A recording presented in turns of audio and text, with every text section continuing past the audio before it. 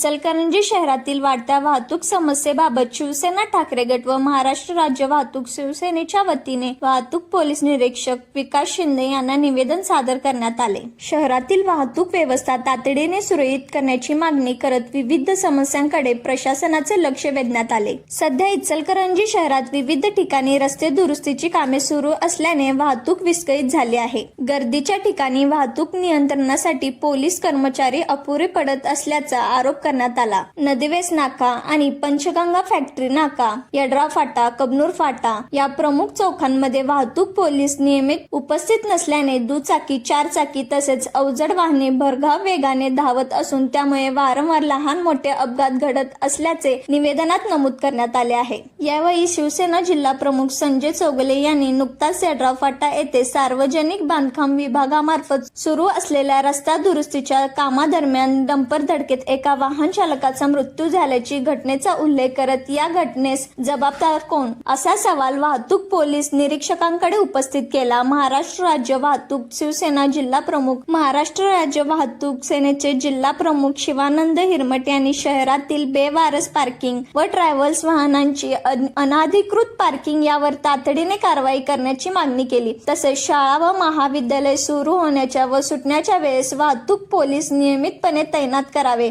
जेणेकरून विद्यार्थी व पालकांची गैरसोय होणार नाही, अशी मागणी करण्यात आली। शहरातील वाहतूक व्यवस्था तातडीने सुधारून सर्व मागण्यांची पूर्तता करावी, अन्यथा शिवसेना ठाकरे गट व महाराष्ट्र राज्य वाहतूक सेनेच्या वतीने तीव्र आंदोलन छेडण्यात येईल, असा इशारा यावेळी देण्यात आला। यावेळी शिवसेना उपजिल्हा प्रमुख मलकारी लवटे, शिवसेना शहर प्रमुख तथा नगरसेवक शिवाजी पाटील, वाहतूक सेना उपजिल्हा प्रमुख संजय पाटील, संदीप यादव, वाहतूक सेना शहर प्रमुख महबूब पठाण, युवा सेना शहर प्रमुख सागर जाधव, विभाग प्रमुख विशाल धुमाळ, सागर कुरांडे, गंडू विटाळे, सूरज जंगटे, स्वप्नील गजबर, राजू नेजे यांच्यासह शिवसेना व वाहतूक सेनेचे पदाधिकारी उपस्थित होते।